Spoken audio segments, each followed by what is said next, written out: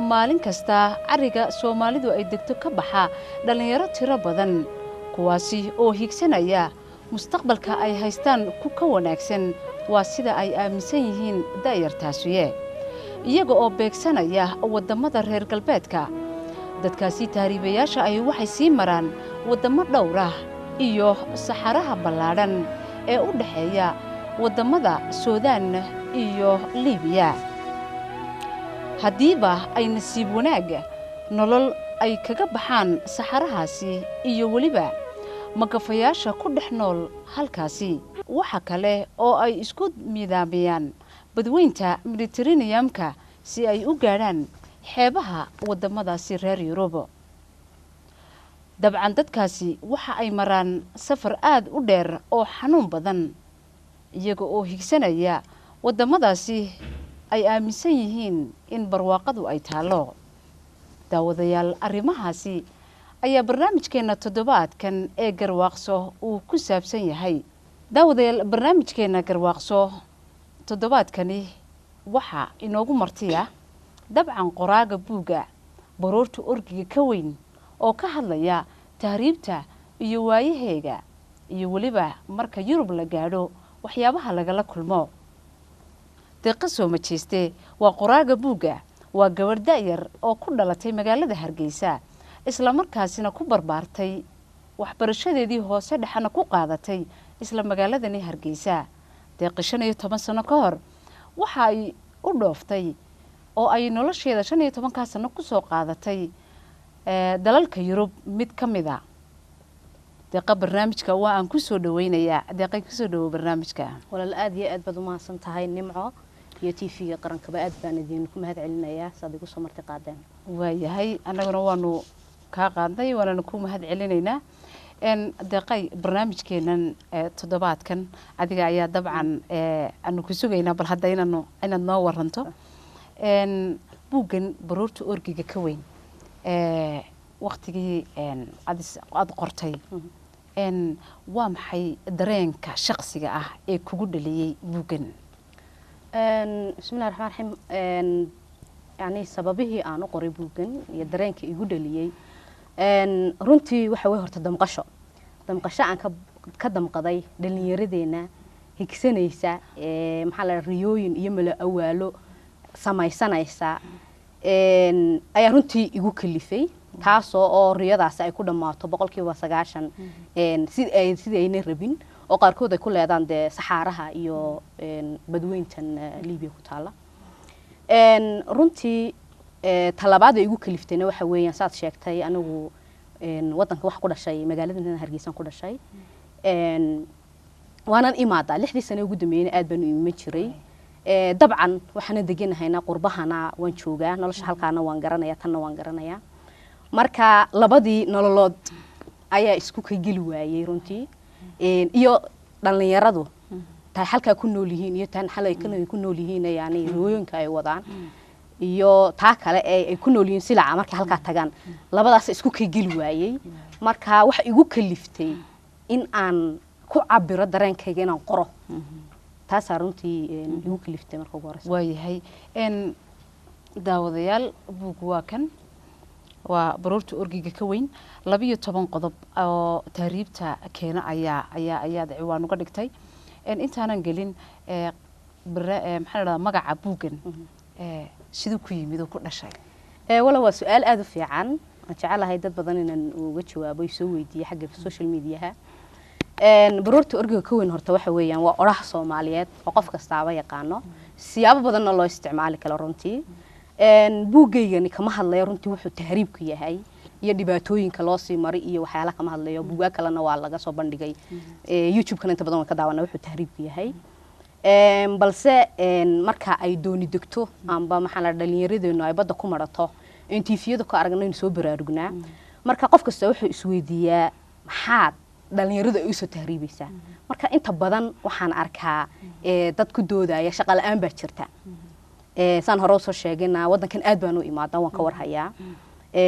shaqo la'aan way jirtaa adduunyada imka Yurub tan lafteeda ka jirtaa laakiin waxaan qabaa inuu qof kasta dadaali kara inuu meel kasta ku samaysan karo nolol iyo shaqo uu ku samaysan karo oo tan uu ku samaysan karo marka magacu wuxuu ku yimaaday markii dhalinyarada ay tir shaqo la'aan baan u tahriibinaa aniguna arkay waayaha jiray dalka ka jira ayaan waxaan idhaahday baroorta orgiga ka weyne shaqo la'aan ma jirtee tolo maxaa kale jira marka saas buugu magaciisa horta ku yimaaday marka waayahay 12 qodob ee tahriibka keena bal haddaad ka weyay laba aad nooga sheegi karto 12 qodob horta qodobo badan way keeni karaan laakiin waxaan soo qaatay qodobada aasaasiga ah ee tahriibka keeni kara anigu saan shakhsiyan ahaan 12 sano ka hor baan wadankii tagay waan aad baan u yaraa shaqo la'aan iguma kalifaynin inaan wadanka ka tago marka anigoo tayadii ka soo bilaabaya ayaan waxa weeyaan aan qodobadan ku saleeyay waa aragnimadaydii ta joogta iyo tii dadkii hore u tahriibi jireen marka waxaan ugu horeysiiyay aasaaska waa guriga waxa weeyaan ummad meesha ka dhisantaa waa guriga weeyaan waana madrasada koobaad baa la yiraahdaa marka madrasada koobaad haddaynu dhalinyaradeenna aynu wadankoodu wuxuu yahay aynanu tusin oo hooyadii aabihii ayna ka dhaadhicin inuu dalkoodan ay wax kasta ka samaysan karaan aynu hooyadii iskuulkii iyo ilmaheedu xalku ku maqnaa ayna ka warhaynin waxa weeyaan aasaaskii hadduu uu ka soo xumaado de waxa weeye noloshii kale ee kalena way xumaanaysaa oo waa warshada koobaad weeyaan guriga marka warshada koobaad waa in horta la soo hagaajiyaa qodobka kale ku xigsiiyay waa warshada labaad oo ah iskuulada doorkeebu iskuulku ku leeyahay tahriibka iyo barbaarinta ubadka waa door aad u muhiim ku leeyahay waxa dhacday amba dhacdaba iskuuladeena in lagu dhigo dalal kale in lagu dhigo taariikhda marka juqraafi ahaan laga hadlayo kale in lagu dhigo gabayo kale lagu dhigo waxa weeye in lagu dhigo dad kale iyo waxa weeye dalal kale horumar iyo taariikhoodii iyo noloshoodii lagu dhigo waligay anigu intaan ku soo jiray iskuulka hoose dhexe maan dhiganin gabay qura maan dhiganin dadkeenii amba halyeeyadeennii amba haldooradii dadkii aan lahaa dalkeena bir dhow taal maqnaynay jirto dhowr jasiiradood aynu leenahay waa ayaan dara taas marka waxaan odhan karaa iskuulku door weyn buu ka leeyahay oo waxa weeyaan in manhajkeena ubadkeena in la baro oo manhajka wax laga bedelo lagu daro taariikhda waayahay taariikh intee lag ayaad u malaynaysaa deeqaay in ay ka yaqaanaan bulshada Soomaalidu tahriibka wallahi taariikhda horta tahriibku birga hore dadku wuu jiri jiray weligeed yaaliin sidoo ogtahay dadkii Afrikaanka birga hore dawaatii la ka haysan jiray dadka Yurub maxaa la yiraahdaa Amerikaanku ay tahriibin jiray laakiin dadkaas way ku khasbanaayeen baan oran karaa waa dad la soo dagumeystay oo la ka haysta bay ahaayeen waxa jirtay oo kale inaga birga hore siimaaniyo xaasay jiray iyo in dalkeenu dhaqaale ahaan dadkeenu u tagaan baa jirtay waxa ku tagi jireen sidan kuma tagi jireen si sharaf leh ku tagi jireen passport baa jiray mabda bay xataa u tagi jireen laakiin waxaan oran karaa tan way ka duwan tahay oo maanta inanka yar waxa jiray maalin dhow tolaan aan weydiiyay carruur yar maxaad doonaysaa inaad markaad weynaatid noqotid wuxuu ku leeyahay waxaan doonayaa inaan dhoofo kasaan ku wada sidoo u dhoofaysa si waan tahriibaya xagee tagaysaa Yurub tuman tagay buu marka yaani waxa weeyaan dhalinyaradii jihadi ba ka lunsan oo xataa meesha tagayaan ma garanayaan oo Facebook aad sawirka yar dooga la dhax jiifay la arko ayuun buu weeyaan mabda'ooda ugu weyn marka waxaan oran karaa tan ayaa ka liidato way maalkaaga baad ku bixinaysaa naftaadii baad ku bixinaysaa iyo gumaysa adigu aad doonatay waayahay cutubka labaad waan akhriyay buugaagan cutubka labaad waxaad kaga hadashay magafaha magafe waa qof nooceeya markaynu raacno buuga iyo qoraalkiisa magafo waxaan oran karaa waa silsilad waa silsilad sidoo ugu soo gaadheen waayo dhalinyarada ka tagtay halkaas noogu timaadan aad uga wareystay sida waxyaalaha ku soo baxan waa silsilad ka bilaabanta Hargeysa ama Burco ama geeyga kale ee Soomaalidu ku dhaqanto sii marta ilaa iyo Itoobiya Suudaan ilaa Liibiya sii marta oo waynaga aragnay magafe waxa weey waa company-ga dhan weeyaan qof ma aha qura istaba yaalo weeyaan marka company-gaasi markuu qabsado caruurta waynaga aragno way soo hadlaan waxa la yiri 2 daqiiqo intuu siiyo ayuu oranaya qofkii aad kugu jeclaa la hadal marka qofkii buu la hadlayaa wata lacagta la soo weydiinayo si fiican marka waxaan ku sifayn karaa magafe waa company waa silsilad u shuraakowday in dhalinyarada ka ganacsato oo Soomaalina ku jirto afkoor si fiican wayahay bal deeqay qurbaha muddada aad ku noolayd dadka aad la kulmaysay bal hadii aad noo cabirto dareenada kuugu la yaabka badna ama kuugu naxdinta badna ee aad kala kulantay dhalinyaradaasi soo tahriibtay wallahi way badan yihiin laakiin mariga labaad ka soo qaato waxaan arkay anigu nin baan arkay aan Holland ku arkay wiil soo kale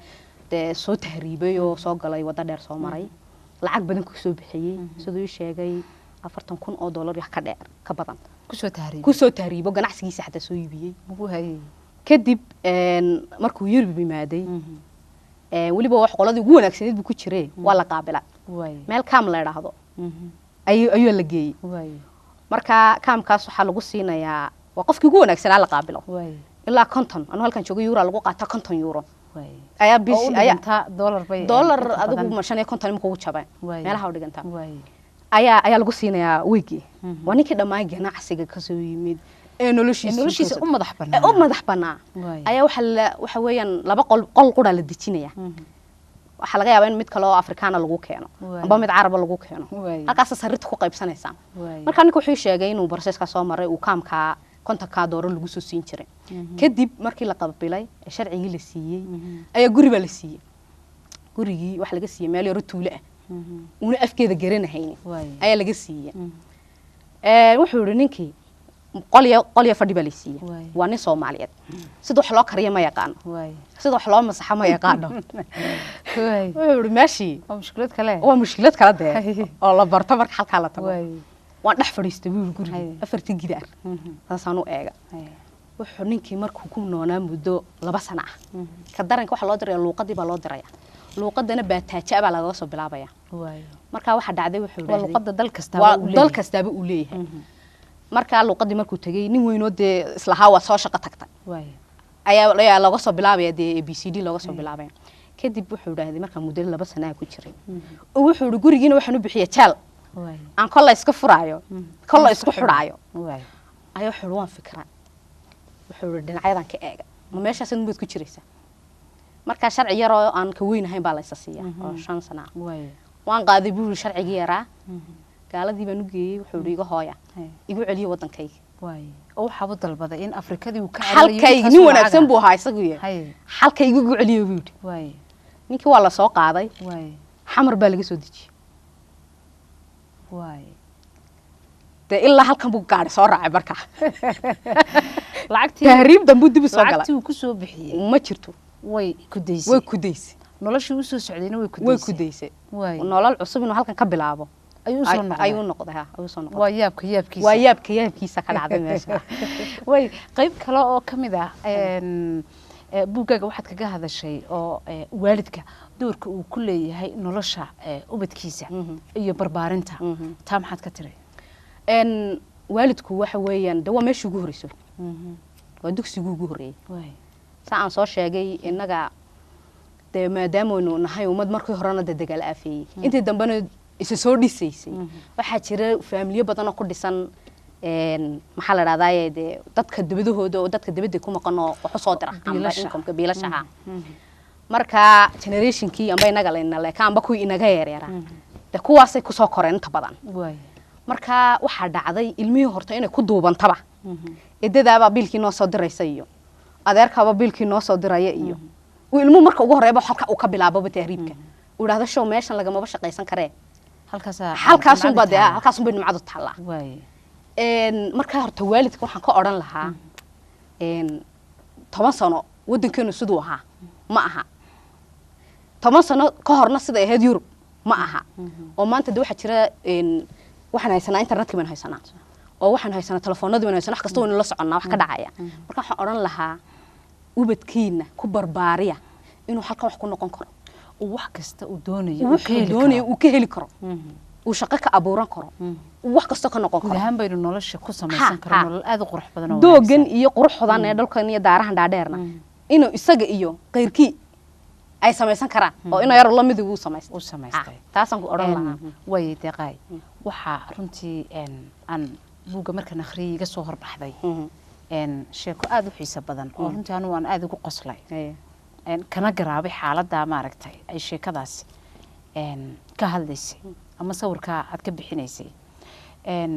waxa weeyaan qurba joog iyo qolo kale aad ugu magac dartay qalbi jabis bal hadda sheekadaas anaga daawadayaasha bal nala wadaag waa si wanaagsan nimco waxa horta jirta horta sababahan ku qoray qurba joogtuna way kamid tahay waayo waxa jira dad badan oo qurbaha ka yimaada oo inta wadanka yimaadaan dhaqana kale inta la yimaadaan bilaay iskaga dhiga dadka wadanka jooga marka waxa laga yaabaa ka qurba joog isku sheegaya inuu dashada tahriibay marka intuu halkan yimaado uu dadkii iyo dhalinyaradii iyo wadankooda aaminsana uu bilaay iskaga dhugu yiraahdo waxaan hawadan sidana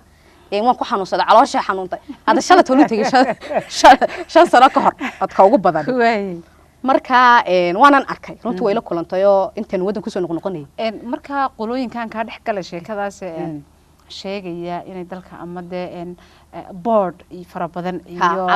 calool xanuun iyo way noocaas kala kulmay qoladaasi waa qoladee ma qurba jooga mise waa qalbi jabiska waxaan oran karaa waa qalbi jabis waayo qurba joog dhafta horta waynu kala saarnaa waa ay qurba joog soo ay qalbi jabis qurba joog anigu waxaan ku qeexay dadkii markii ay wadankan ka jireen maartay dagaaladu amba xaaladaha adag wadankooda ka tagay uga tagay inay naftooda badbaadiyaan tadalkooda badbaadiyaan oo dadka ka tageena wax soo diraan dhaqaale ahaan kuwaas horta waa qurba joog weeyaan markii dambu dalku hagaagina oo ku dadkan yimaada wadankooda maal gashaday waxa way qaar dawladdu ku jiraan nafyo maal baa hore bedalkooda kuwaasan horta anu qurba joog la dhaxdaa waxa jira qayb kamid ah oo dambe oo nisraad adigu bood ku jirta maradaad qiratay marka ayayna iga xanaaqan ma garanaysa ana listadan ku daray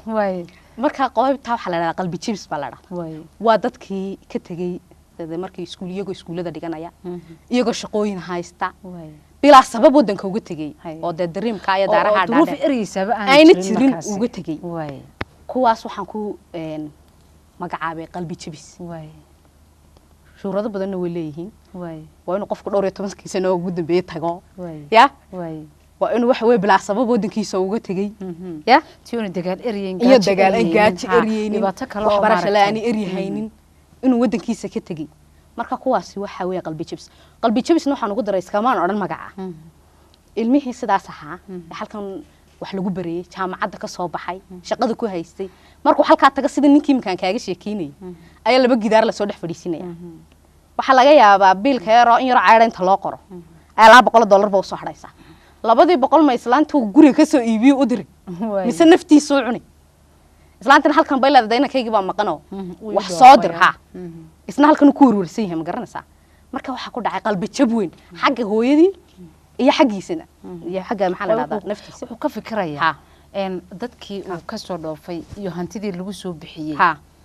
inuu dib u celiyo mana suurtana ma noqonayso oo waxa dhaqaalaha ma jiro hooyadii iyo abihiin waa kuwa soo habaarayay habaar qabihi wax ma taru noqdayo maba soo hadlo qaar ba telefoonadaba goosta marka kuwana waxaan ugu magac daray waa qalbi jabis wayna yihiin dhabtay deeqay Soomaalidu waagi hore way tacabiri jirtay walow ay tira ahaan intan ka yaraayeen oo de aanay dad yaryar aanay tigi jireen dad waaweyn ay tacabiri jireen wax farqi ma u dhaxeeyaan tahriibka maanta iyo tacabirkii shalay toolay farq u dhaxeeya ma jiraan farq weyn baa u dhaxeeya ama xidid ma leeyihiin meelaha qaarkood horta asal ahaan Soomaali waxa weeyaan waa dad reer guuraaya reer guuraanimadeennina hatta qurbaha laftiisa way si kala gurguuraan oo reer guuraanimadii awrba beriga hore lagu reeri jiray imqada wuxuu noqday baasaboor buu noqday waxaad maqlaysaa amba holanoo kale markii qofku wuxuu oranayaa baasaboorkii baan sugayaayo waxaan doonayaa in Ingiriiska u wareego marka waxaan oran karaa waxa inagu jira reer guuraanimadiyo casriya inagu jira oo dadka awrka laga gudu jiray ayaynu diyaaradii iyo baasaboorkii baynu hogaaminay marka horta sidaas reer guuraabaynu u nahay talabaad kale xiriid uma oran karo wax weyn baa u dhaxeeya waayo dadkii tacbiri jiray dhaqaale iyo inay wax soo kororsadaan mabda bay u tagi jiray laakiin halkan waxaad arkaysaa ninkii shaqaysanayay ayaa ku oranaya waan tagay halkan bog ka soo galisay ilaahay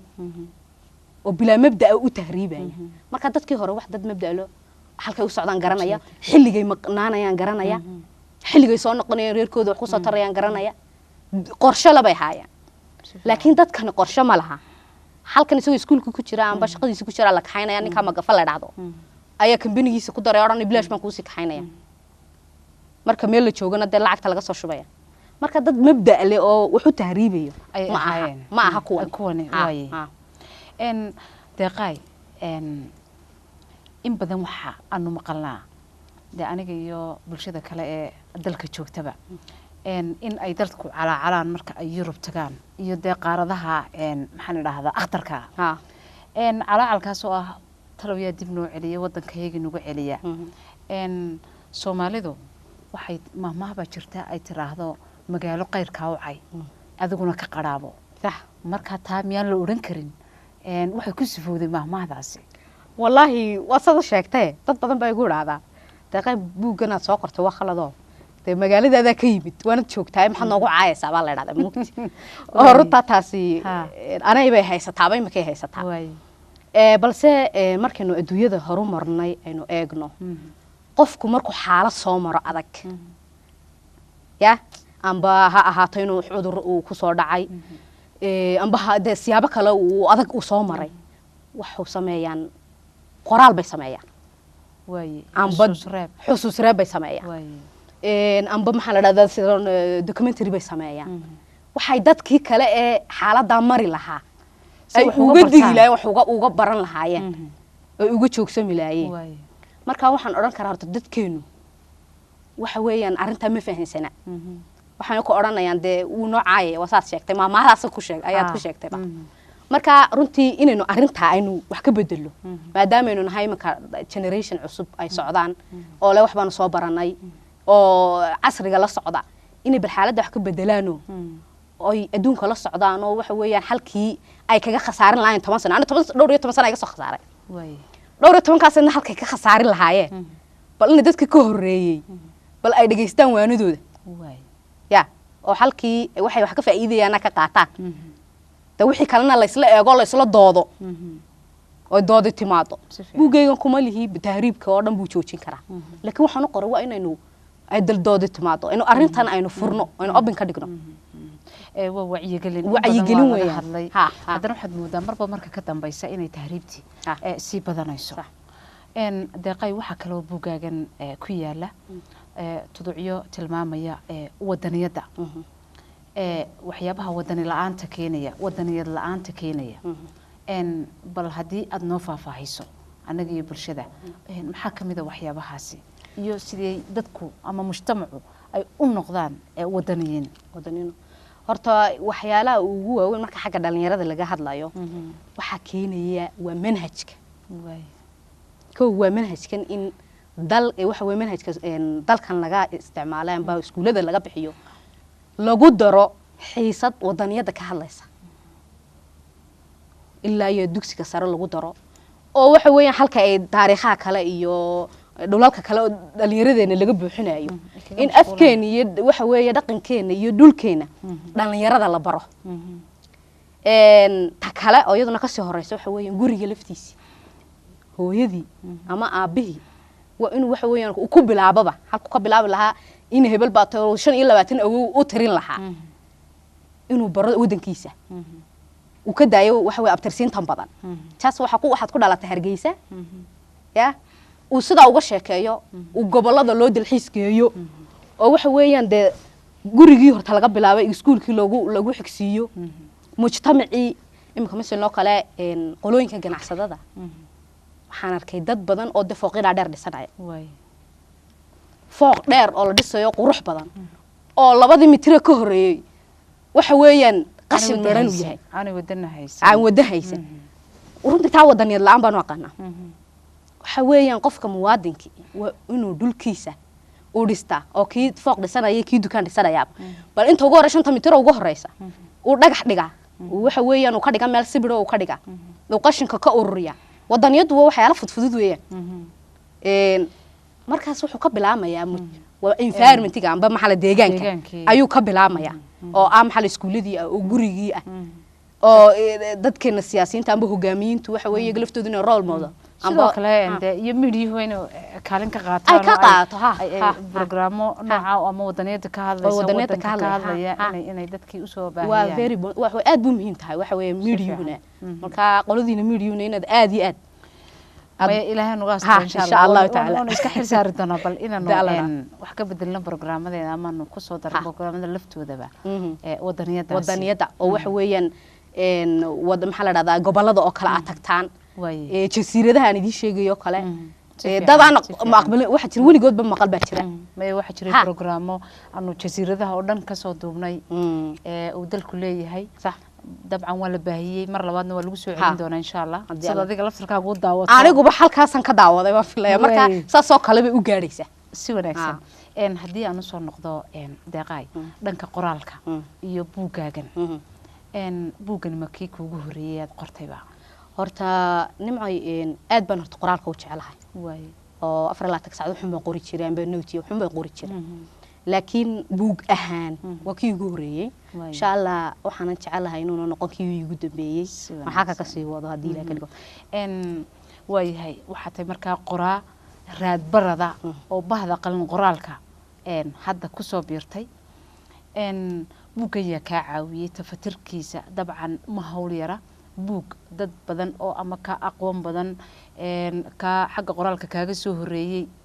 ayaa akhriyay iyo in badan oo jecel inay wax qoraan marka dhanka tafatirkiisa ayaa ka caawiyay wallahi buug horta ilaa 2 qaybood buu ahaa qaybta hore ee amba baaritaanka iyo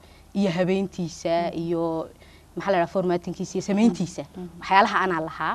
balse laakiin maadaama ku ri bariga hore af Soomaaliga kala waxba kuma dhiganin haddana aad aan u jeclaayo inta badan aan qori jiray oo gacanta ku qori jiray waxaan sameeyay inay dad afka Soomaaliga aad u yaqaana aan ula imaado magaalada Hargeysa jooga oo abwaaniina abwaan haldaaq baa kamida waxa kaloo iga caawiyay wariyihiina caanka Axmed Cismaan Batuun aad iyo aad baan u salaamayna Axmed Cismaan Batuun maxaa la dhahdaa dhalinyaro kale oo iyaguna aad qoraalka ugu xeel dheer inaan la dhahdaa Axmed Cabdiraxmaan oo isaguna aad qolooyinka wax qorto oo wax akhrida ah marka dad aad maxaa la dhahdaa qoraalka ugu xeel dheer oo maxay af Soomaaliga ayaan ula tagay oo aad igu soo dhaweey aad baan ugu mahadnaqay uga salaamay halka muddo inta lag bay ku qaadatay qoraalkiisa iyo habeentiisa iyo soo bandhigidiisa muddo waxay ugu qaadatay 3 sano oo waliba intii hore 2 sano hore waxay ahayd xog ururin waxa la laakiin sanadkii ugu dambeeyay ayuu qoraalku ahaa marka adigu isku celcelin waxa way 3 sano igu qaadatay ma jeceshahay inaad halka ka sii socotad buugaa kale iyo soo qorto oo dhinacyo kale ka istaagto arrimaha bulshada aad iyo aad waxa weeyaan waxaan jecelahay inuu kii bilaabku inuu noqdo inaan halka kaga hadhin dadku waxay yiraahdaan waa kii kugu horeeyay laakiin 312 page weeyaan mumkin aad baad u soo weynaysay bay yiraahdaan marka waxaan yiraahdaa halkaas ma ka sii waday hadii Ilaahay ka dhigo si wanaagsan marka qoraal jacaylka baan kula dul dhacay marka insha Allah qaybaha waliba bulshadan jecelahay inaan ka hadlo waliba marka way soo socdaan hadii alla ka dhigo kuwi kalena hadii inta kaga soo gudubno deeqay gabagabadii barnaamijka ayaynu taaganahay dadweynaha ina daawanaya maxaad kaga tagaysaa tala iyo tusaale iyo waliba toosin haday noqoto waalid hadii ay noqoto dhalinyarada lafteedii dhalinyaradu kaliya ma tahriibta deeqay dad waaweyn oo iyaguna tahriibana way jiraan marka guud ahaan ba qaybaha kala duwan ee bulshada intii tahriibtay ee Yurub joogta iyo inta maanta dalka joogta maxaad kaga tagaysaa fariinaanu ka gaarsiinaa kulli fariintii ugu weyneyd waxa weeyaan buugan inta soo beeja ay ku taala laakiin barnaamijkeena maxaad kaga tagaysaa waxa qoran oranayaa dhalinyarada amba dadka doonayna ee halkan jooga inay tahriibaan wadankiina aamina waad aragteen maanta ajaanibka inoo imanaya ee noo soo shaqo tagaya lacagtaada wadankeena ka qabanaya waxaan leeyahay ha sugina intaad xafiis fadhiisanaysaan gacmaha ka shaqaysta oo waxa weeyaan hadaad maanta ina yaro gaari masaxa aan maalin dhowtolo la hadla marka aad buu qurux badan san ku raahday way guudaadan ku masaxa gaariga san ku maada gaariga masaxa marka suudaha afyara adag bulan san ku xageed ka timid marka suudu Nairobi baan ka imid san ku Nairobi ka soo shaqo tagtay suudaha san ku waxaad iiga warantaa imisaad qabataa marka maalintii isku celceliska wuxuu raahday maalintan ugu yarahan ugu income yarahay waxa masaxaabu raahday 15 gaari waa $15 waliba qaar baa siiya $2 qaar baa $2 siiya qaar wax ka badan siinaya $15 oo birday waa maalintii waxba qabanay bishi imisa noqonaya waa wiilka gaariga masaxay waa wiilka yar gaariga masaxay Kenya uga yimid Kenya uga yimid waa 450 weeyaan waa bishi lacag yar ma aha dhalinyaradeeni laha waxbaan soo baranayna intay suwaal dhaxda iskaga xidheen ayay sugayaan xafiis bay sugayaan marka waxaan oran lahaa shaqooyinka yar in badan oo kamid ah dadka xafiisyada fadhiya ayaa wiilka daada yar gaariga masaxaya uu ka lacag badan yahay marka waxaan oran dhiirigelinaysaa farsamada gacanta farsamada barta shaqooyinka yar hoos qabta horta kuwaasan aan aad iyo aad ugu soo jeedinayaa dadka halkan jooga shaqa la'aanta ka cabanaya waan u tahriibaynaa mid baan soo jeedinayaa dadka xukuumadda iyo dawladana waxaan jecelahay manhajka iskuulada lagu dhigo in wax laga bedelo oo wadaniyada lagu soo daro oo dhalinyaradeena wadanka laga dhaadhiciyo iyo qiimihiisa iyo qiimaha wadanka uu leeyahay horta labadaasan kaga tagayaa dadkeena halkan jooga waxa jira dhalinyaro badan oo maanta doonaysa inay hadii heli kar laayeen iman ay wadanka iman laayeen waxaan leeyahay kuwana ku dhiirada ilaahay baa arsaaqada bixiya ka maanta dhex fadhiya laba guri dhex fadhiya iyo ka kaam dhex fadhiya iyo ka maxaa la dariiqa joogow iskaga imo wadankaaga ha ka xishoonin dadkaagi baa jooga waxba kuma waayaysan oo ku sheegay ki gaariga masaxay 400 ka taka uu qaadanayo imaadaan oran lahaa saasan kaga tagay insha Allah aan ku wacyi gelinaya labada dhinacba waayahay deeqa aad iyo aad ayaanu kaaga mahad celinaynaa waqtiga qaaliga ee aad noo soo hortay aad baad u mahadsantahay walaalo kulli fariintaaduna inay gaadhay bulshadayna daawanaysa ayaan rajaynayaa waad mahadsantahay walaalo waayahay daawadayaal intaasi waxaynu kusoo gabagabeynaynaa barnaamijkeenii toddobaadkan ee garwaaqso oo ay marti inugu ahayd qoraa deeqa soo majeeste oo iyadu buugaasi qortay ka hadlaya tahriibta magaciisuna uu yahay baroorta orgiga ka weyn daawadayaal waxa aan si mugle oo miisaanle ugu mahadnaqayaa farsamayaqaanka barnaamijka hagaya oo farsamayaqaaninta barnaamijka hagaya oo ugu horeeyo cabdi cumar jibriil iyo ugaas oo isagu ka qayb qaatay barnaamijkan waxa kale oo aan asagana si ballaaran ugu mahad celinayaa farsamayaqaanka barnaamijka maxamed deeq axmed cali daawadayaal idinka laftirkiina aad iyo aad ayaanu idinka mahad celinaynaa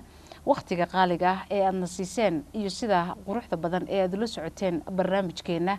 daawadayaal tan iyo intaynu barnaamijkan lamida isugu imanayno dhammaantiin waxaanu idinkaga tegaynaa sidaas iyo nabad geliyo